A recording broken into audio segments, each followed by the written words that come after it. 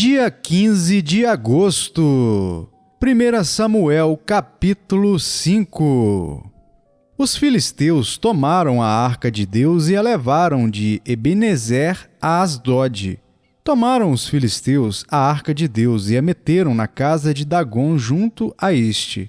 Levantando-se, porém, de madrugada os de Asdod, no dia seguinte, eis que estava caído Dagom, com o rosto em terra, diante da arca do Senhor. Tomaram-no e tornaram a pô-lo no seu lugar. Levantando-se de madrugada no dia seguinte, pela manhã, eis que Dagom jazia caído de bruços diante da arca do Senhor. A cabeça de Dagom e as duas mãos estavam cortadas sobre o limiar. Dele ficara apenas o tronco. Por isso os sacerdotes de Dagom e todos os que entram no seu templo não lhe pisam o limiar em Asdod até o dia de hoje. Porém, a mão do Senhor castigou duramente os de Asdod, e os assolou e os feriu de tumores, tanto em Asdod como no seu território. Vendo os homens de Asdod que assim era, disseram: Não fique conosco a arca do Deus de Israel, pois a sua mão é dura sobre nós e sobre Dagom nosso Deus. Pelo que enviaram mensageiros e congregaram a si todos os príncipes dos filisteus e disseram: Que faremos da arca do Deus de Israel? Responderam: Seja levada a arca do Deus de Israel até Gate, e depois de cidade em cidade. E a levaram até Gate. Depois de a terem levado, a mão do Senhor foi contra aquela cidade, com muito grande terror, pois feriu os homens daquela cidade, desde o pequeno até o grande, e lhes nasceram tumores. Então enviaram a arca de Deus a Ecrom. Sucedeu, porém, que, em lá chegando, os ecronitas exclamaram, dizendo: Transportaram até nós a arca do Deus de Israel para nos matarem, a nós e ao nosso povo. Então enviaram mensageiros e congregaram a todos os príncipes dos filisteus e disseram: Devolvei a arca do Deus de Israel e torne para o seu lugar, para que não mate nem a nós nem ao nosso povo. Porque havia terror de morte em toda a cidade, e a mão de Deus castigara duramente ali. Os homens que não morriam eram atingidos com os tumores, e o clamor da cidade subiu até ao céu. 1 Samuel, capítulo 6. 7 meses esteve a arca do Senhor na terra dos filisteus. Estes chamaram os sacerdotes e os adivinhadores e lhes disseram: Que faremos da arca do Senhor? Fazei-nos saber como a devolveremos para o seu lugar. Responderam eles: Quando enviardes a arca do Deus de Israel, não a envieis vazia, porém enviá-la-eis a seu Deus com uma oferta pela culpa. Então sereis curados e sabereis por que a sua mão se não tira de vós. Então disseram: Qual será a oferta pela culpa que lhe havemos de apresentar? Responderam: Segundo o número dos príncipes dos filisteus, 5 tumores de ouro e 5 ratos de ouro, porquanto a praga é uma e a mesma sobre todos vós e sobre todos os vossos príncipes. Fazei umas imitações dos vossos tumores e dos vossos ratos, que andam destruindo a terra, e dai glória ao Deus de Israel. Porventura, aliviará a sua mão de cima de vós, e do vosso Deus e da vossa terra. Porque, pois, endureceríeis o coração, como os egípcios e Faraó endureceram o coração? Porventura, depois de os haverem tratado tão mal, não os deixaram ir e eles não se foram? Agora, pois, fazei um carro novo, tomai 2 vacas com crias, sobre as quais não se pôs ainda jugo, e atai-as ao carro. Seus bezerros, levá-los-eis para casa. Então, tomai a arca do Senhor, e ponde-a sobre o carro, e metei num cofre ao seu lado as figuras de ouro que lhe haveis de entregar, como oferta pela culpa, e deixai-a ir. Reparai, se subir pelo caminho rumo do seu território a Bet-Semes, foi ele que nos fez este grande mal. E se não, saberemos que não foi a sua mão que nos feriu. Foi casual o que nos sucedeu. Assim fizeram aqueles homens, e tomaram 2 vacas com crias, e as ataram ao carro, e aos seus bezerros encerraram em casa. Puseram a arca do Senhor sobre o carro, como também o cofre com os ratos de ouro e com as imitações dos tumores. As vacas se encaminharam diretamente para Bet-Semes e, andando e berrando, seguiam sempre por esse mesmo caminho, sem se desviarem nem para a direita nem para a esquerda. Os príncipes dos filisteus foram atrás delas, até ao território de Bet-Semes. Andavam os de Bet-Semes fazendo a sega do trigo no vale, e levantando os olhos viram a arca, e vendo-a, se alegraram.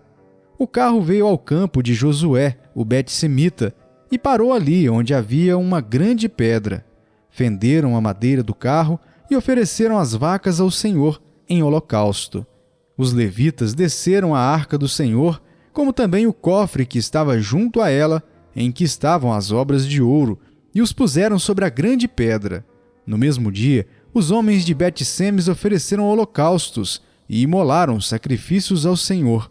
Viram aquilo os 5 príncipes dos filisteus e voltaram para Ecrom no mesmo dia. São estes, pois, os tumores de ouro que enviaram os filisteus ao Senhor, como oferta pela culpa. Por Asdod, um; por Gaza, outro; por Asquelon, outro; por Gate, outro; por Ecrom, outro.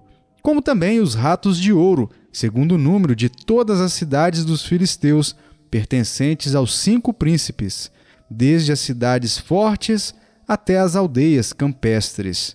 A grande pedra sobre a qual puseram a arca do Senhor está até ao dia de hoje no campo de Josué, o Bet-Semita. Feriu o Senhor os homens de Bet-Semes, porque olharam para dentro da arca do Senhor. Sim, feriu deles 70 homens.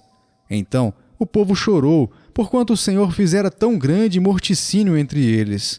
Então disseram os homens de Bet-Semes: quem poderia estar perante o Senhor, este Deus santo, e para quem subirá desde nós? Enviaram, pois, mensageiros aos habitantes de Quiriate-Jearim, dizendo: os filisteus devolveram a arca do Senhor. Descei, pois, e fazei-a subir para vós outros. Romanos capítulo 5. Justificados, pois, mediante a fé, temos paz com Deus por meio de nosso Senhor Jesus Cristo, por intermédio de quem obtivemos igualmente acesso, pela fé, a esta graça na qual estamos firmes, e gloriamo-nos na esperança da glória de Deus. E não somente isto, mas também nos gloriamos nas próprias tribulações, sabendo que a tribulação produz perseverança, e a perseverança, experiência, e a experiência, esperança. Ora, a esperança não confunde, porque o amor de Deus é derramado em nosso coração pelo Espírito Santo, que nos foi outorgado. Porque Cristo, quando nós ainda éramos fracos, morreu a seu tempo pelos ímpios. Dificilmente alguém morreria por um justo, pois poderá ser que pelo bom alguém se anime a morrer. Mas Deus prova o seu próprio amor para conosco pelo fato de ter Cristo morrido por nós, sendo nós ainda pecadores. Logo, muito mais agora, sendo justificados pelo seu sangue, seremos por ele salvos da ira. Porque se nós, quando inimigos, fomos reconciliados com Deus, mediante a morte do seu Filho, muito mais, estando já reconciliados, seremos salvos pela sua vida. E não apenas isto, mas também nos gloriamos em Deus por nosso Senhor Jesus Cristo, por intermédio de quem recebemos agora a reconciliação. Portanto, assim como por um só homem entrou o pecado no mundo, e pelo pecado a morte, assim também a morte passou a todos os homens, porque todos pecaram. Porque até o regime da lei havia pecado no mundo, mas o pecado não é levado em conta quando não há lei. Entretanto, reinou a morte desde Adão até Moisés, mesmo sobre aqueles que não pecaram à semelhança da transgressão de Adão, o qual prefigurava aquele que havia de vir.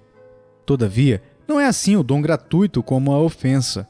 Porque se pela ofensa de um só morreram muitos, muito mais a graça de Deus e o dom pela graça de um só homem, Jesus Cristo, foram abundantes sobre muitos. O dom, entretanto, não é como no caso em que somente um pecou, porque o julgamento derivou de uma só ofensa para a condenação, mas a graça transcorre de muitas ofensas para a justificação.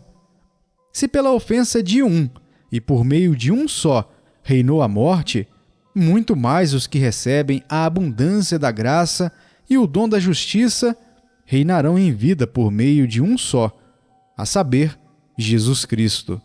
Pois assim como por uma só ofensa veio o juízo sobre todos os homens para condenação, assim também, por um só ato de justiça, veio a graça sobre todos os homens para a justificação que dá vida. Porque como pela desobediência de um só homem muitos se tornaram pecadores, assim também, por meio da obediência de um só, muitos se tornarão justos.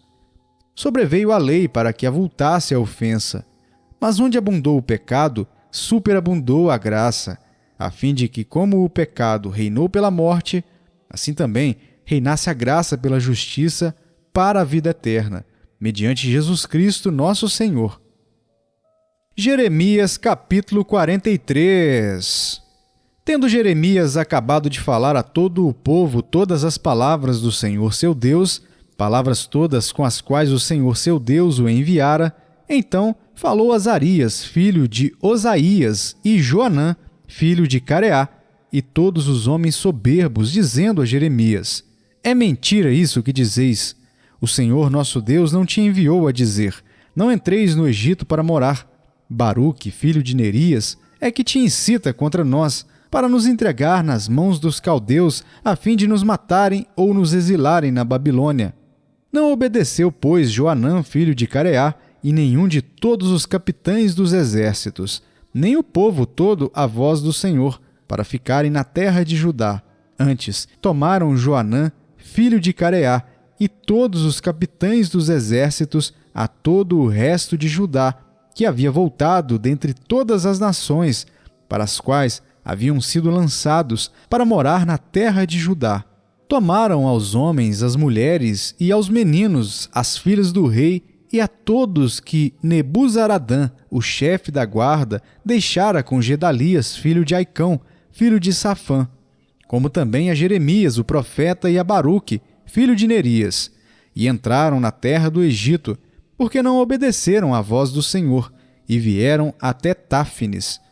Então veio a palavra do Senhor a Jeremias em Táfnis, dizendo: Toma contigo pedras grandes, encaixas na argamassa do pavimento que está à entrada da casa de Faraó, em Táfnis, à vista de homens judeus, e dize-lhes: Assim diz o Senhor dos Exércitos, o Deus de Israel: Eis que eu mandarei vir a Nabucodonosor, rei da Babilônia, meu servo, e porei o seu trono sobre estas pedras que encaixei. Ele estenderá o seu baldaquino real sobre elas.